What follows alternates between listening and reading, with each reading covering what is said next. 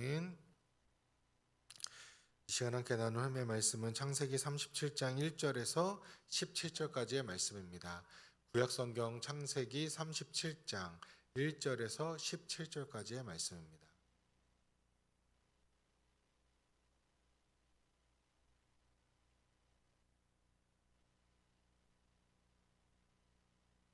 창세기 37장 1절에서 17절 말씀 한 절씩 교독하시고 마지막 17절은 합독하시겠습니다. 야곱이 가나안 땅 곧 그의 아버지가 거류하던 땅에 거주하였으니 야곱의 족보는 이러하니라. 요셉이 17세의 소년으로서 그의 형들과 함께 양을 칠 때에 그의 아버지의 아들 비라와 실바의 아들들과 더불어 함께 있었더니 그가 그들의 잘못을 아버지에게 말하더라. 요셉은 노년에 얻은 아들이므로 이스라엘이 여러 아들들보다 그를 더 사랑하므로 그를 위하여 채색 옷을 지었더니 그의 형들이 아버지가 형들보다 그를 더 사랑함을 보고 그를 미워하여 그에게 편안하게 말할 수 없었더라. 요셉이 꿈을 꾸며 자기 형들에게 말하매 그들이 그를 더욱 미워하였더라. 요셉이 그들에게 이르되 청하건대 내가 꾼 꿈들을 들으시오.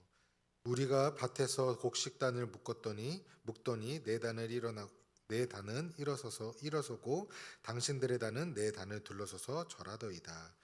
그의 형들이 그에게 이르되 내가 참으로 우리의 왕이 되겠느냐 참으로 우리를 다스리게 되겠느냐 하고 그의 꿈과 그의 말로 말미암아 그를 더욱 미워하더니 요셉이 다시 꿈을 꾸고 그의 형들에게 말하여 이르되 내가 또 꿈을 꾼즉 해와 달과 11별이 내게 절하더이다 하니라. 그가 그의 꿈을 아버지와 형들에게 말하매 아버지가 그를 꾸짖고 그에게 이르되 내가 꾼 꿈이 무엇이냐 나와 내 어머니와 내 형들이 참으로 가서 땅에 엎드려 내게 절하겠느냐. 그의 형들은 시기하되 그의 아버지는 그의 말을 간직해 두었더라. 그의 형들이 세겜에 가서 아버지의 양떼를 칠 때에 이스라엘이 요셉에게 이르되 내 형들이 세겜에서 양을 치지 아니하느냐 너를 그들에게 보내리라. 요셉이 아버지에게 대답하되 내가 그리하겠나이다. 이스라엘이 그에게 이르되 가서 내 형들과 양떼가 다 잘 있는지를 보고 돌아와 내게 말하라 하고 그를 헤브론 골짜기에서 보내니 그가 세겜으로 가니라. 어떤 사람이 그를 만난지 그가 들에서 방황하는지라. 그 사람이 그에게 물어 이르되 내가 무엇을 찾느냐. 그가 이르되 내가 내 형들을 찾으러 오니 청하건대 그들이 양치는 곳을 내게 가르쳐 주소서. 합독하시겠습니다. 그 사람이 이르되 그들이 여기서 떠났느니라. 내가 그들의 말을 들으니 도단으로 가자 하더라 하니라. 요셉이 그의 형들의 뒤를 따라가서 도단에서 그들을 만나니라. 아멘. 오늘은 성공이 아닌 섬김의 꿈이란 제목으로 함께 말씀을 나누고자 합니다. 오늘 우리가 함께 나눌 본문 37장, 창세기 37장부터는 이스라엘의 역사, 곧 야곱의 족보가 본격적으로 요셉의 이야기를 통해서 시작이 됩니다. 요셉의 이야기는 우리가 너무나도 친숙하고 잘 알고 있죠. 우리는 흔히 요셉을 꿈꾸는 자라고 부르면서 숱한 고난과 역경을 딛고 애굽의 총리가 된 성공 스토리의 주인공으로 생각하기가 쉽습니다. 많은 부모님들이 요셉과 같이 되라라는 축복의 말씀도 많이 하는데 성공한 마지막 부분만 보면은 참 좋지만 그 과정을 본다면 쉽게 요셉과 같은 삶을 살아라 라고 말하기는 쉽지 않을 것입니다. 그러나 오늘 말씀을 깊이 묵상해 보면 하나님이 요셉에게 주신 꿈은 인간적인 성공과 출세를 향한 야망이 아니라 장차 다가올 무서운 기근 속에서도 가족과 열방의 생명을 살려내는 섬김과 구원에 관한 것임을 우리는 알게 됩니다. 오늘 이 새벽에 말씀을 통해서 우리를 향한 하나님의 진짜 꿈이 무엇인지를 함께 살펴보며 은혜를 나누고자 합니다. 첫 번째 우리가 살펴볼 내용은 세상의 성공과 충돌하는 하나님의 꿈이라는 것입니다. 오늘 본문 1절과 2절은 요셉의 17세 소년 시절을 보여주고 있습니다. 안타깝게도 야곱의 가정은요, 우리가 생각하는 것처럼 화목하고 이상적인 믿음의 가정은 사실 아니었습니다. 어떻게 보면은 위로가 되기도 하고 어떻게 보면 진짜였을까? 어떻게 그럴 수가 있느냐라고 생각할 수 있기도 합니다. 2절 하반절에 보면은요. 그가 그들의 잘못을 아버지에게 말하더라라고 기록하고 있어요. 요셉은 형들의 허물과 잘못을 시시콜콜 일러 바치는 눈치 없는 사실은 미숙하고 철부지 어린 아이였던 것이죠. 청소년이었던 것이죠. 게다가 아버지 야곱은 다른 형제들을 제쳐두고 요셉에게만 감독관을 상징하는 채색 옷을 지어 입히고 다른 형들보다도 훨씬 더 편애하며 그를 사랑했다라고 성경에서는 이야기하고 있습니다. 그 결과 어떻게 되었을까요? 4절에 보면 그의 형들이 아버지가 형들보다 그를 더 사랑함을 보고 그를 미워하여 그에게 편안하게 말할 수 없었더라. 사실 어떻게 보면 당연한 결과였던 것이죠. 형제들 사이에서는 평안과 곧 샬롬이 완전히 깨져버렸습니다. 아버지의 또 실수와 미숙함으로 인해서 그렇게 돼버린 것이죠. 또 분노와 질투만이 그 형제들 사이에서 남게 되었다라는 것이에요. 이런 아슬아슬하고 험악한 분위기 속에서 요셉은 또 꿈을 꾸게 됩니다. 7절에 보면 우리가 밭에서 곡식단을 묶었더니 내 단은 일어서고 당신들의 단은 내 단을 둘러서서 절하더이다. 이어서 해와 달과 11별이 자기에게 절을 하는 꿈을 꾸는 또 그것을 형들과 아버지에게 자랑하듯 말을 합니다. 형들의 반응은 어땠을까요? 당연히 기분이 좋을 수가 없죠. 8절에 보면 그의 형들이 그에게 이르되 내가 참으로 우리의 왕이 되겠느냐 참으로 우리를 다스리게 되겠느냐 하고 그의 꿈과 그의 말로 말미암아 그를 더욱 미워하더니 원래 미워했는데요. 이 일로 인해서 더 미워하게 된 것입니다. 사실 이 시대에 당연히 형들이 동생인 요셉에게 절을 할 수 있는 상황은 왕이 되거나 높은 직위에 올라가는 것밖에 없었던 것이죠. 근데 그냥 평범한 그들이었기에 당연히 그냥 나와 함께 자랐던 형제이기에 네가 왕이 될 거라고 높은 어떠한 직책을 맡을 거라고 생각할 수 없는 것이죠. 형들은 요셉의 꿈을 어떻게 해석했을까요? 아, 이 녀석이 아버지의 사랑을 독차지하더니 이제는 우리 위에 왕으로 군림하고 우리를 질박했다라는 거구나. 이런 생각을 할 수밖에 없는 것이죠. 철저히 세상의 권력과 성공의 시각으로 받아들일 수밖에 없었습니다. 그래서 분노했고 더욱 시기하게 된 것이죠. 타락한 세상은 하나님의 계획과 계시를 대할 때 본능적으로 그것을 힘의 논리로 받아들이고 배척하고 미워하게 되어 있습니다. 이것 또한도 어떻게 보면 당연한 원리로 우리는 보게 됩니다. 하지만 사랑하는 성도 여러분, 과연 하나님이 요셉에게 주신 꿈이 다른 사람들의 발 아래 꿀리고 혼자만 권력을 취하고 떵떵거리며 사는 세상적인 성공일까요? 사실 세상에서도요, 올바른 생각을 가진 사람들은 배워서 남주자라는 말을 합니다. 그리고 그것을 실천하며 살아가는 사람들이 사실 너무나도 많이 있습니다. 하지만 당연히 믿음의 사람인 우리는 결코 그럴 수가 없죠. 훗날 요셉이 애굽의 총리가 되어서 한 일은 형들을 노예로 부리고 복수하려고 한 것이 아니라 무서운 기근 속에서도 형제들의 생명을 구원하고 그들의 발을 씻기고 봉양하는 일이었죠. 더 나아가서는 이스라엘이라는 나라를 하나님은 지키시고 보호하기 위함이셨습니다. 복식단이 절을 한 것은 권력에 대한 복종이 아니라 요셉이 나누어주는 생명의 양식 앞에 굶주리고 만민이 나오게 될 것을 보여준 생명 구원의 비전이었던 것이에요. 하나님의 그 시각으로 하나님의 비전으로 우리는 바라볼 수 있는 믿음의 눈이 필요합니다. 믿음의 부모로서 우리 자녀들을 그런 눈으로 바라보고 기도하고 나아가야 되는 것이에요. 오늘날 우리는 내 인생과 자녀들을 향한 어떤 꿈을 갖고 계십니까? 세상의 기준으로, 세상의 가치관으로 이런 일을 해서 고생하지 않고 잘 살기를 바라는 그 사랑의 마음도 중요하지만 세상 사람들처럼 남들 위해 군림하고 더 많은 것을 소유하는 것을 하나님의 비전으로 교묘하게 포장해서는 안 됩니다.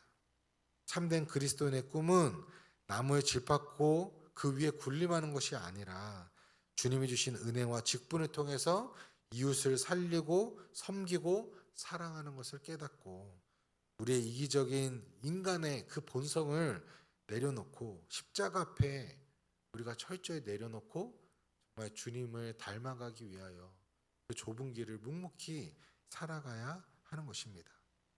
그 은혜의 십자가 앞에 우리의 이기심과 우리의 욕심을 내려놓고 정말 주님의 꿈과 사랑, 그 비전을 구하며 나아가는 우리 모든 성도님들 되시기를 주님의 이름으로 축원드립니다. 한 가지 더 살펴보면 생명을 살리기 위해 걷는 순종과 십자가의 길을 우리는 바라봐야 합니다. 형들의 미움이 폭발하기 직전에 아버지 야곱은 요셉에게 한 가지 심부름을 시켰습니다. 13절과 14절을 보시면 이스라엘이 요셉에게 이르되 내 형들이 세겜에서 양을 치지 아니하느냐 너는 그들에게 보내리니 요셉이 아버지에게 대답하되 내가 그리하겠나이다. 이스라엘이 그에게 가서 이르되 가서 내 형들과 양떼가 다 잘 있는지를 보고 돌아와 내게 말하라 하고 라고 이야기합니다. 세겜은 어떠한 곳이죠?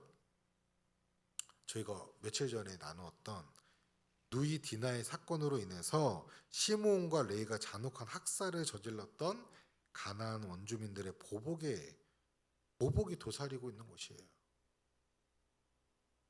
그 지역에 사는 사람들은 야곱의 형제들, 자손들을 보면 그때를 잊을 수가 없을 것입니다.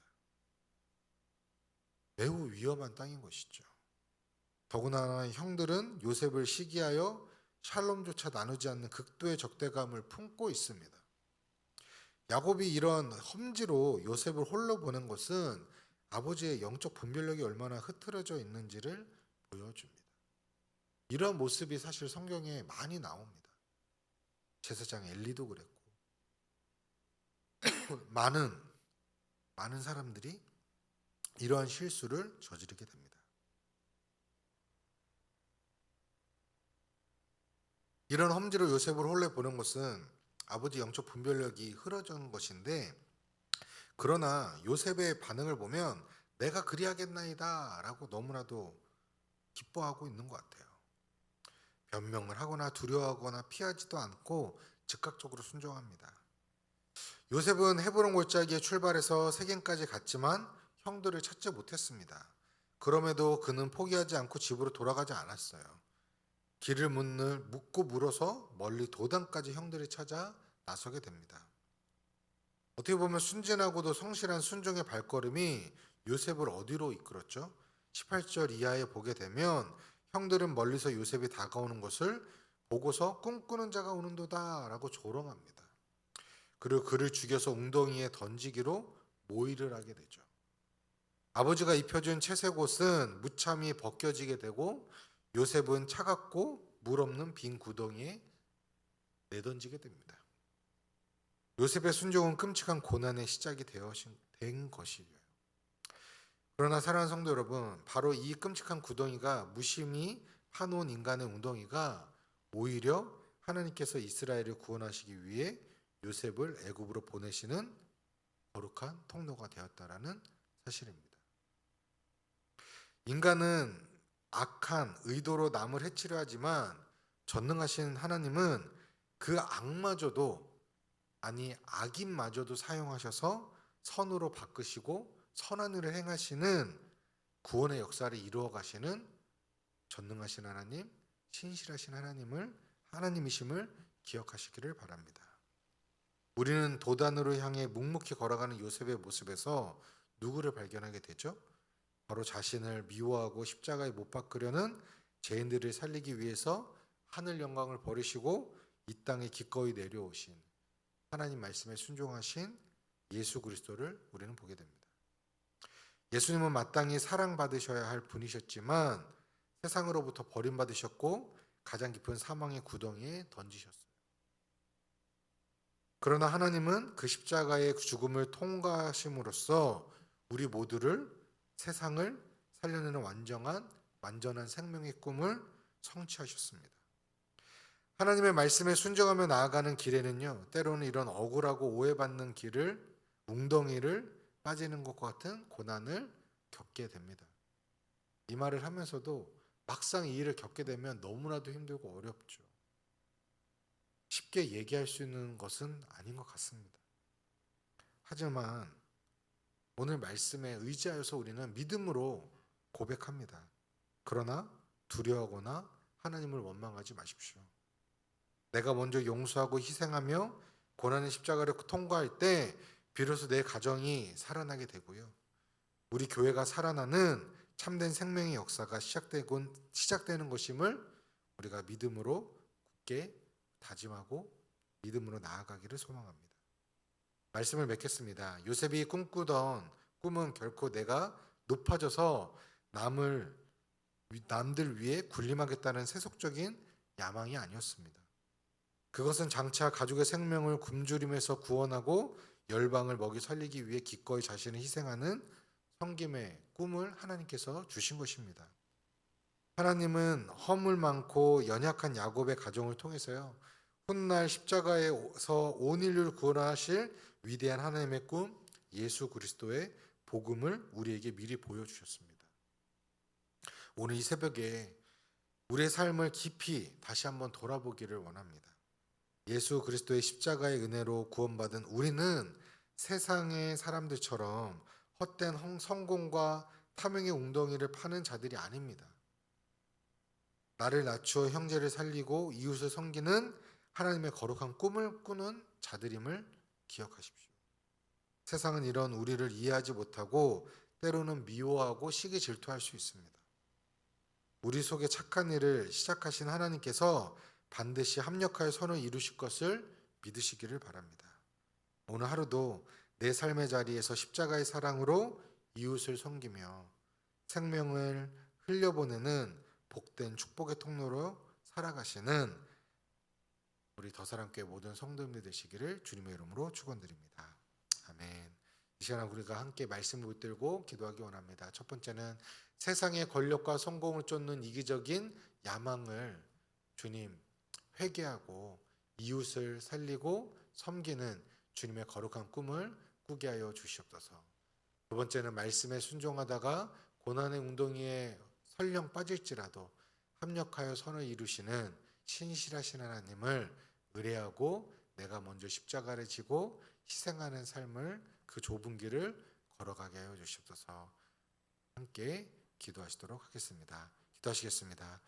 사랑해 주 하나님 감사합니다. 오늘 우리에게 주신 이 말씀을 우리의 마음에 새기고 우리의 마음에 붙들고 살아가기를 원합니다. 하나님, 세상의 권력과 성공을 쫓는 이기적인 야망을 회개합니다. 나의 유익과 욕심을 채우기 위해 살았던 나의 모습이 있었다면 주님 용서해 주시옵시고, 이웃을 살리고 섬기는 주님의 거룩한 꿈을 꾸는 하나님의 거룩한 백성이 되게 하여 주시옵소서. 말씀에 순종하다가 고난의 웅덩이에 빠질지라도 합력하여 선을 이루시는 신실하신 하나님, 거룩하신 하나님을 내가 온전히 바라보기를 원합니다. 내가 먼저 십자가를 지고 희생하는 삶을 살아갈 수 있는 그 좁은 길을 걸어가는 하나님의 거룩한 백성이 되게 하여 주시옵소서. 하나님, 우리 그런 더사랑교회가 되기를 원합니다.